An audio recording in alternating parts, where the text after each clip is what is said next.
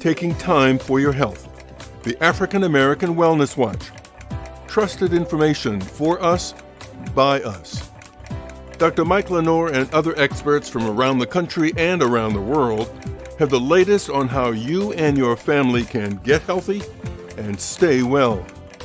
It's time for the African American Wellness Watch.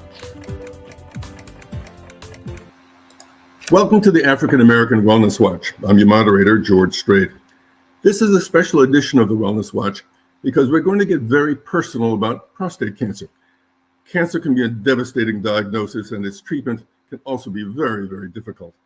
So instead of just dealing with the statistics and the platitudes, we're going to have a conversation with two Black men who've gone through all of this. They have had prostate cancer. Their stories should light the way for all of us. The first is the host of the Wellness Watch, Dr. Mike Lenore, who is also a prostate cancer patient, and Mr. Michael LeBlanc, who has also fought this disease and is winning. Welcome to you both. First, Dr. Lenore and Mr. LeBlanc, what went through your minds when you first got the diagnosis that you had prostate cancer? Well, let me start. My first response was, oh yes, I'm going to die. I haven't done all the things I needed to do. I didn't get my screenings when I should have. I waited a few more months. I didn't use the information I had to make a better decision. And now here I am, kind of a woe is me kind of thing. And I didn't know anything about it. My diagnosis was made really in an unusual fashion for many men. It was not on the basis of my PSA. It was on a digital rectal exam by my regular doctor. I had pranced in there so happy because I waited to get my physical until I felt completely well. And I thought I'd been exercising, everything was going well. So I really didn't expect to have any bad news. That's the way I had structured things. We went through the physical, we went through the discussion of the PSA, and he asked me if I thought I should have a digital rectal exam. But he's right there with the glove on. So I really didn't have much opportunity to turn it down. And when he finished the exam, I could tell by the look on his face that he was not quite comfortable with what he found. And when he told me he thought he found something that needed to be investigated, I went to DEFCON 6. And I said, well, I should have done better. And I waited. This was before I had any information. Well, in my case, it's surprising, Mike, that it's so similar. When I first got the diagnosis, I thought that, well, let me get this out of me. In fact, it wasn't conclusive evidence. My PSA wasn't that high, but the doctor did notice that I had some issues, and I had prostate issues, enlarged prostate before, and I made the assumption that at some point in my life that I would get it. So because so many men have gotten it and have survived, I immediately went to let's take this out, even before I had a positive diagnosis. And so for me, I immediately went to what can I do to prolong my life? And it was a bit frightening, but I just thought about what could be done and when could it be done immediately. What were the conversations with your wives? You're both married. What were the conversations with your wives like? That was difficult because I did not want to share everything. I did not want to be in a vulnerable position, but I did share with my wife that I had a diagnosis that it seemed as though it was prostate cancer, and that I shared what the actions items were suggested by the doctor, and then just had the tough conversation. But I kept up a pretty strong, what I would say, it's not a facade, but I was really clear that I wanted to get the cancer taken care of as soon as I could. Well, Dr. Lenore? my wife always says that I delay and delay and delay. I tried to explain to her that this was the most appropriate step that I could take at a particular point in my physical evaluation career. And so she wanted to know, she asked, I said, like, just like some of my friends, she said, what you going to do? And I said, well, I'm not going to go get this. I'm going to do that. He said, look, we're not going to delay this. You know how you are. You'll wait until 2 or 3 months and get another test, and you will delay. And she said, we're not delaying this. And so she decided, she called my doctor, found out what the situation was, and asked him what the action steps should be. So once it was in her hands, I really had no choice. I tried to delay a little bit. I didn't want to get the next PSA. I didn't want to go get the biopsy. I didn't want to do any of that. But she made life so uncomfortable that I had no choice but to follow through.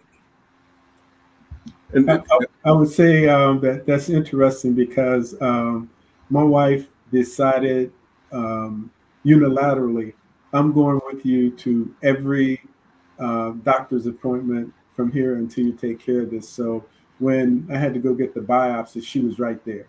And it's funny in terms of what Dr. Lenore said is that it's so similar. My wife just kind of took over as well. so let's since both of your prostate cancer is a little bit different, let's talk about the treatment regimen for both of you. Dr. Lenore, what was the treatment regimen for you? What was that treatment journey like? Well, I think before we talk about the treatment, let's talk about the process for treatment. Obviously, when I had the PSA, and I got a more specific PSA, which certainly verified that I did have at least an increased PSA, and so certainly then I talked to my doctor. I decided that what I would do was to talk to Mac Roach, who is the world's expert in the treatment, evaluation and treatment of prostate cancer. And we sat down and we laid out a plan. The plan was for me to get a biopsy. But this time I didn't have to get that punch biopsy because now the MRI is the gold standard. And so consequently, going through the whole process was interesting. At one point in the process, when I went to get the biopsy or to get the gold, they put in these little gold beads so you can outline the area where the MRI should look. And I got on the table, and as I was on the table, a woman came down from upstairs and said, we can't do this today. And I'm undressed in my gown, and she tells me we can't do this today because we haven't verified all the insurance information. Now, this is at one of the major universities in this town. I'm in a gown, so now I said, you must be kidding me. So I got up, had to get dressed and reappoint until they had worked out these administrative things. Of course, George, it's not like me to let that go. I wrote a beautiful letter to the chief of urology at UCSF. And in essence, I described the situation. I said, I have been the chair of the clinical faculty at UCSF. And this is what happens to me, what happens to the average person. And I said, and I ended with, I hope this is not a racist thing. And so consequently, you know what happened then. Everybody from the chancellor to the chief of urology started calling me. And obviously I got my stuff together. And then I went to Mac Roach with the information I had. And he decided what I needed was just 4 CyberKnife treatments. And that's what I got. So I lay there and I laid on the table with the CyberKnife going back and forth, listening to the Temptations, the Four Tops, and the OJs. And so consequently, after 4 visits, my treatment was through. Subsequently, I've had no problem. And Michael LeBlanc, what was your treatment journey like? Let's see. I wound up having a biopsy, and I can't remember the number of modules that they took, but I had enough positive activity that it confirmed that I, in fact, did have prostate cancer and an aggressive form. And I made the decision I didn't even research like Dr. Lenore did about the CyberKnife or seeds. I had in my mind, I want this out of me. So I went through a procedure of radical prostatectomy, and I received that. And then after you go through the prostatectomy, they do test you again in about a month or two, and I still had uh, I still had cancer in my body, and so from that I took radiation, and as of right now, it's come back, and but it's under control. Taking what's called abiraterone acetate, which is it suppresses the growth of testosterone, which feeds the cancer. And so I'm doing well now. Looks like you lost a couple of pounds too. I have, but it's not because of prostate cancer. Michael, was your physician African American or not? No, it was an Asian doctor. Mm-hmm. And Dr. Lenore, did you have an African American physician? All my physicians are African American, and my primary care doctor, any specialist that is African American. I went to my urologist was African American, and my radiation oncologist was African American. I think it would be hypocritical of me to be a part of an African American medical community, which I consider one of the best in the world, because of the difficult patients we have to treat, and to not choose out an African American who has many treatments of any type that I get.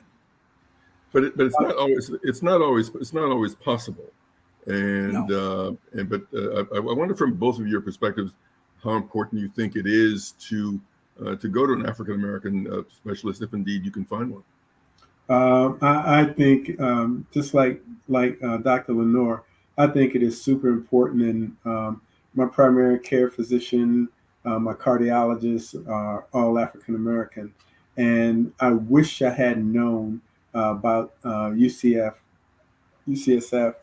and Max Roach, because that's where I would have gone. But I did. My research said that Stanford was good, so I went to Stanford. Dr. Lenore, I know that you've actually lectured on a lot of these issues about the importance of going to an African American physician, whether it's primary care or specialist.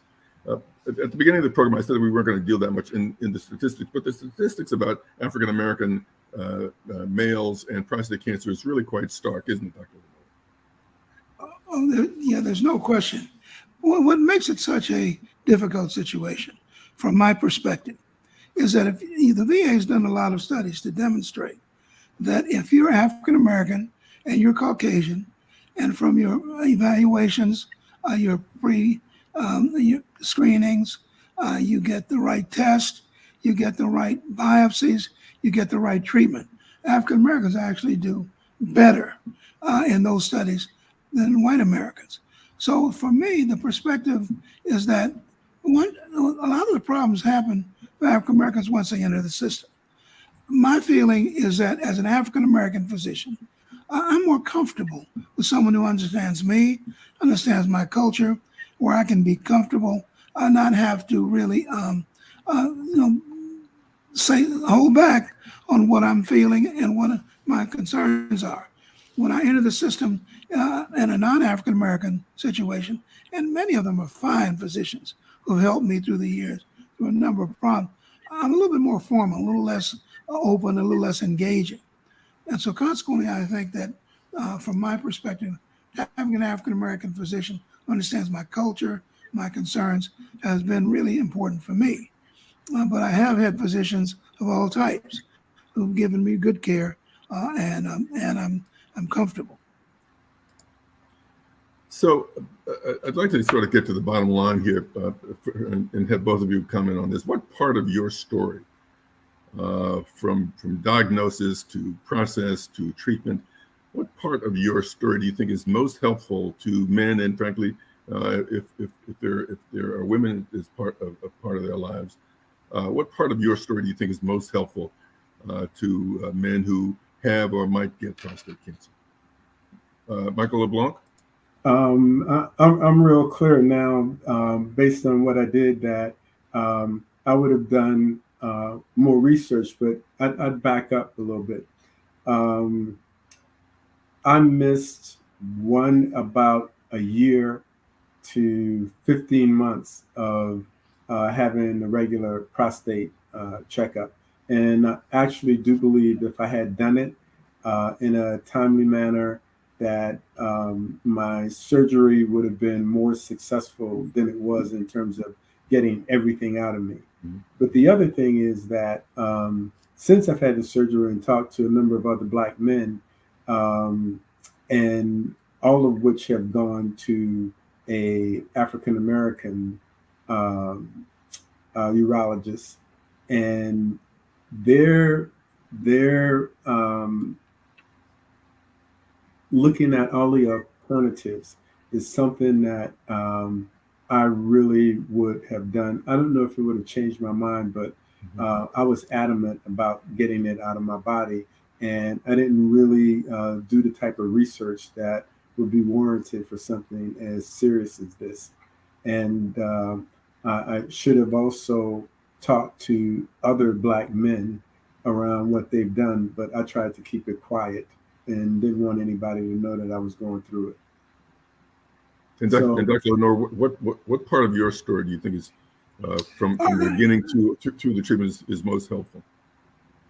You know, I think my story suggests a dichotomy in how you approach the problem. I'm a doctor, so obviously I have more information than the average individual. In the last week, I've talked to at least 2 men. I'm not going to summarize their stories, but one man felt that after he got radiation, the radiation was still in his body to the point where he had to retire because he knew that that radiation was still in his body.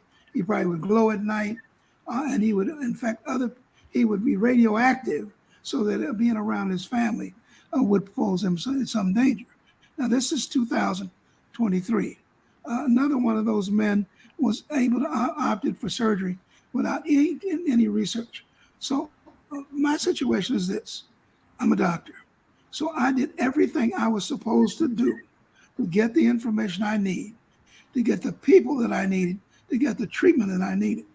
Now, everybody's not everybody doesn't do that. Everybody's able to do that. If you get a diagnosis of prostate cancer, you talk it over with your doctor. You ask your doctor for the best specialist that he knows with experience in dealing with prostate cancer. You talk to that doctor.